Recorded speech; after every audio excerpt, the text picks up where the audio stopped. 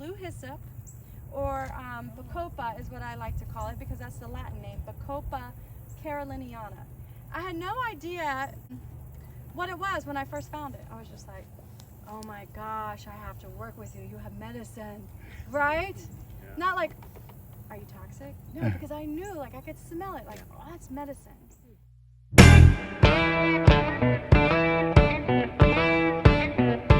Welcome back to Prepping with Sarge. I am very excited today. I just finished a training with Miss April Punsalan from Yahola Herbal School, and she has taken my skills to the next level. Y'all keep asking me, can I come and train with you, Sarge? No, I want you to come and train with Miss April here. She is phenomenal. You're so sweet. I've got some great footage I'm going to show you later on, but I have a couple questions, and thank you so much for giving us your time. Aw, thank you for being interested in plant medicine. I love it. Foraging. I love it. Yep, it's been something I've been doing since childhood, really. My mom got me into it in Boy Scouts.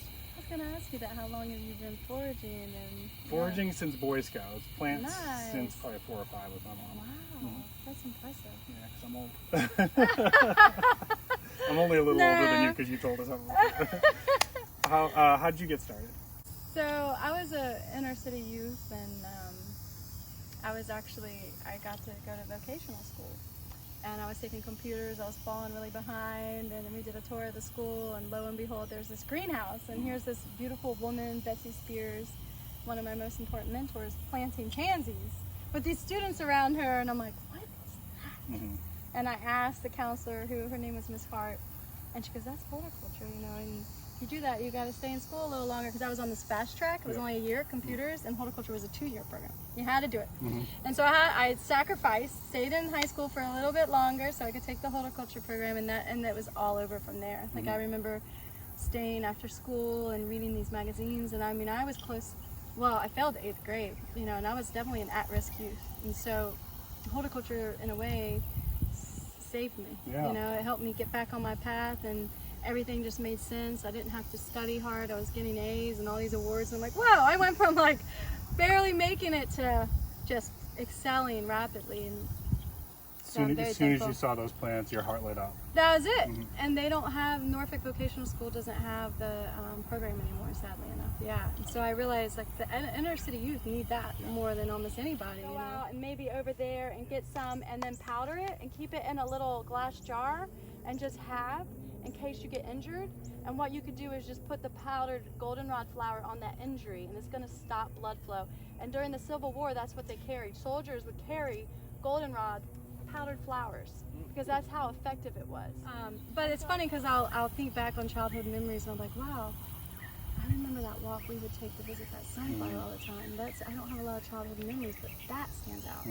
And my dad told me, you know, he taught me poison ivy when I was like 4, and I pointed out to him, I was like, watch out, Dad. And he was like, oh yeah, right. And he was like, wow, she knew.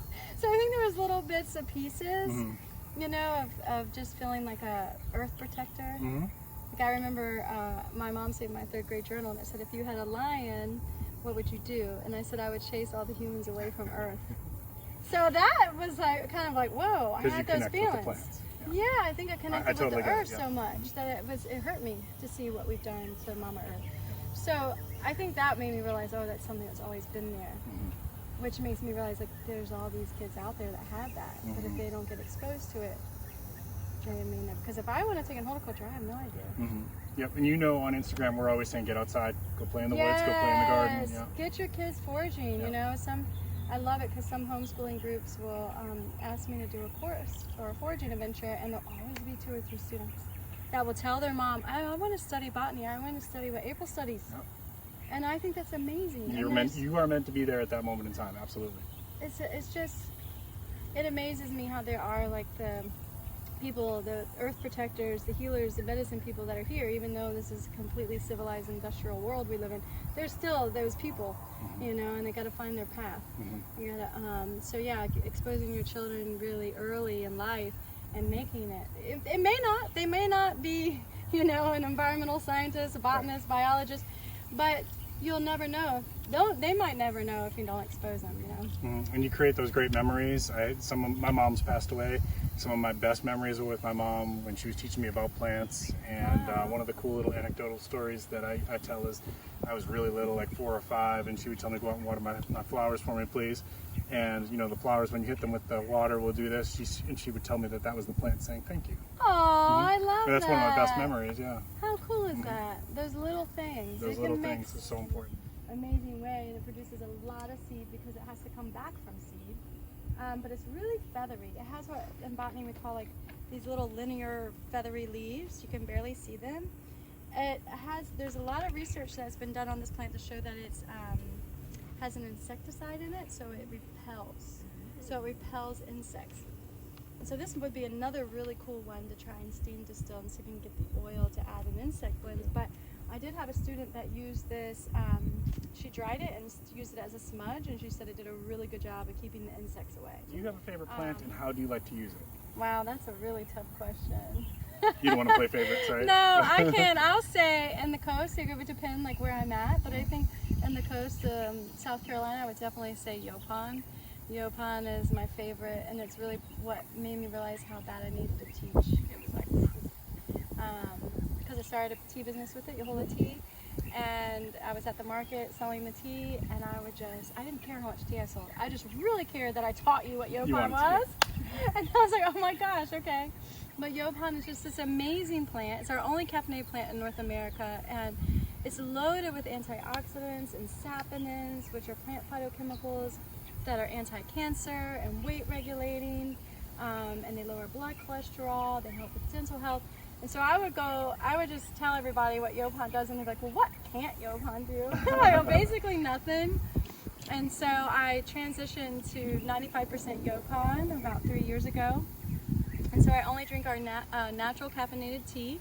I don't do coffee. I don't do really hardly ever black tea or green tea. Occasional, I do. I'm not gonna lie. Sometimes I like to have my black tea with the milk and the cinnamon. But Yaupon is amazing. It really is, and it's mood enhancing. It has theobromine in it, which is the same thing that's in dark chocolate, so it enhances your mood. And I feel like it makes me more resilient instead of making me less resilient. You know how if you drink coffee and then you get stuck in a traffic jam, all of a sudden it's like your adrenaline, the cortisol. Yeah, it's got a little bit of an agitating effect to it. Yeah, it releases cortisol, which is a stress hormone. So it doesn't give you that buffer. Where if you drink Yaupon, it doesn't hit your adrenal system all like that. It's slow, it's gradual, and it's going to help support your body and buffer you, not to where it's creating more of a stressful situation, environment almost. And it depends on your constitution. I practice Ayurvedic medicine, and I have a lot of fire, pitta. I can't do coffee. Yeah. It irritates my digestive system. Gotcha. It stresses me. I start to sweat more.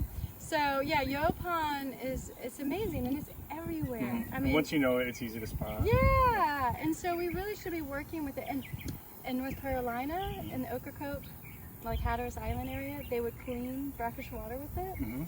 And if you work with Yaupon, and you like steep it, and when you rinse out your French press or whatever you're steeping it in, I want you to pay attention. I mean, this much soap suds.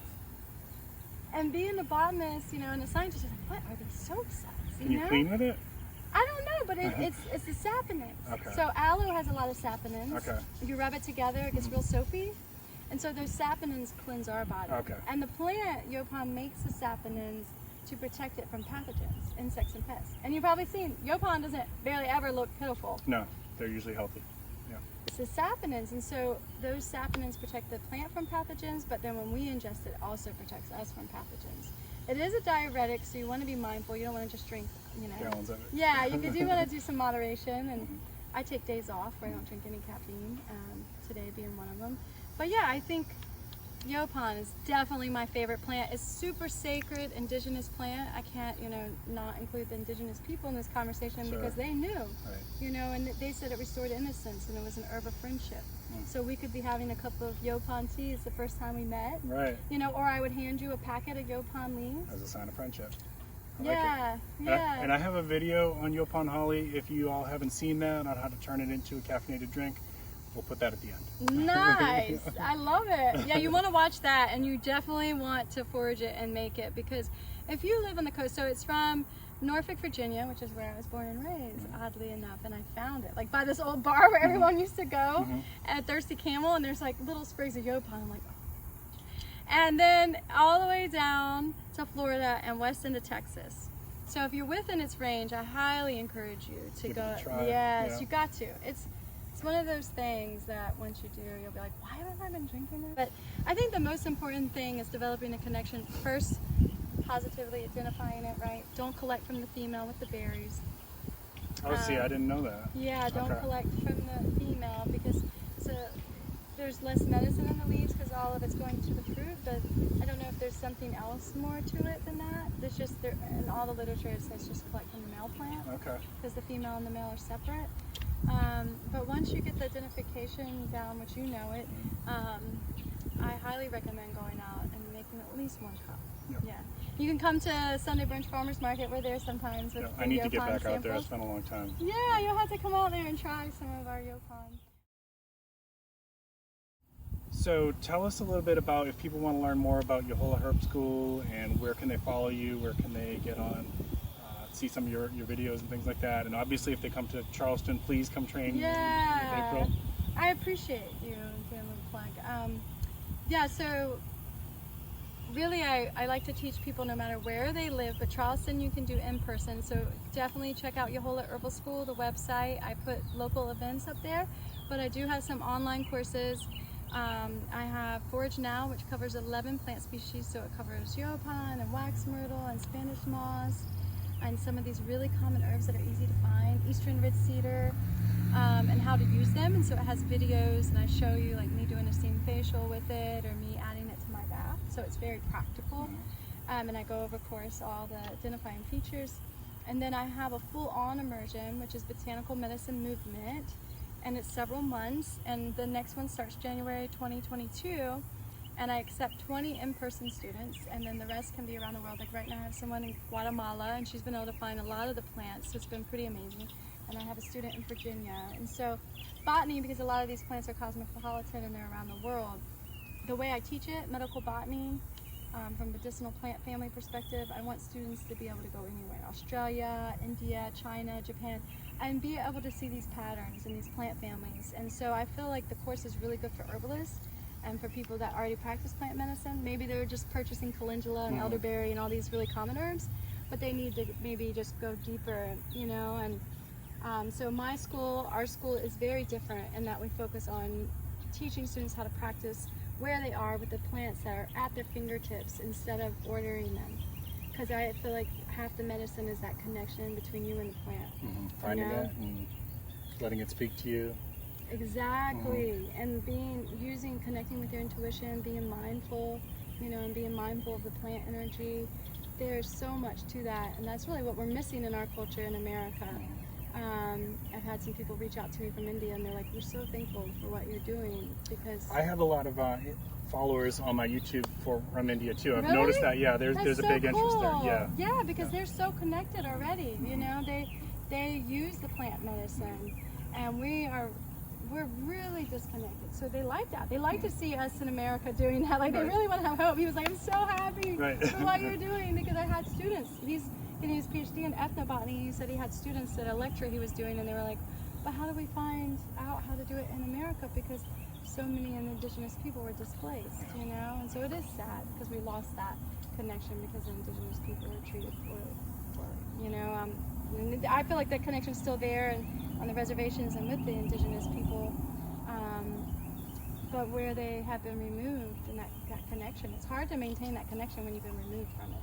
So us, you know, fostering the relationship again and teaching people, and then I feel like my main reason for doing it is protection, to protect these plants. So one of the things as April was training us today that I found really interesting is we spoke a different language, but it was the same dance, right? So a lot of my viewers are in the survivalist prepping community, and I've talked a lot about permaculture, and some of the things that you were saying about, you know, the abundance existing at the edges. You said it a different way, but that's something that we say in permaculture. Right, diversity. And I talk about, on one of my videos, I talk about looking for the anomaly, right? And you talked about seeing which plants are calling to you. It's the same dance, it's just different language.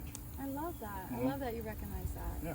Yeah, because there's integrity, you know, the ecological integrity, and we are the keystone species. We are the most important species. Yeah, we have a lot of responsibility, and we don't always do well with that responsibility. Exactly. But I think some of these herbs that we love the taste of and we love them, it's because they're so good for our body.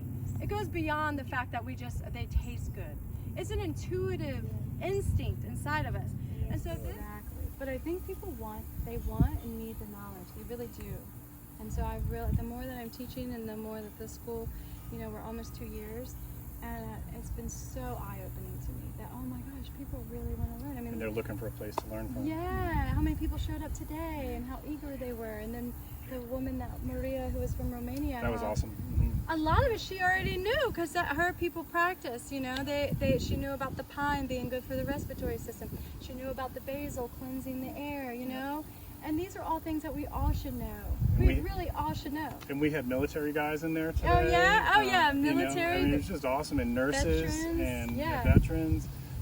Just to hear a couple therapists, a couple teachers, just great to see all these different people from you know, on different and existing in different worlds, but coming together, you know, with this love of plants and food and medicine. Natural medicine. Yeah, natural medicine. Yeah, so it's a good sign.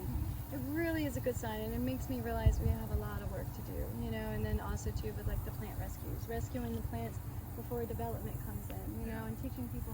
There's willow right there, and that plant, if you sprain your ankle or if you tear your rotator cuff, go to that first, you know, maybe before you go to orthopedic, and see if you can heal yourself. Get that inflammation down and see where you are then, you know, have a healthy diet and a healthy lifestyle, and call upon these plants that are right underneath your feet, you know. And I teach people within a mile, so I'm like, within a mile, and it was really cool. I was talking with Nazhan, that's his name, he's from India, and he said, April, he said Gandhi taught that. Gandhi said within 10 kilometers, like all the villages, he wanted them to know What's around them. within this home. Thank you. Thank you so much. I really appreciate it. And awesome. Thank you, Jess, behind the camera. Yeah, thank you, Jess. She rocks. Really appreciate it. Hey, girl. I look forward to training with you some more. Oh, yeah, I look forward to And y'all, when you come to Charleston, please check out Yahola Herbal School. Check out Miss April. Oh yeah, we go on forage walks and I post free content.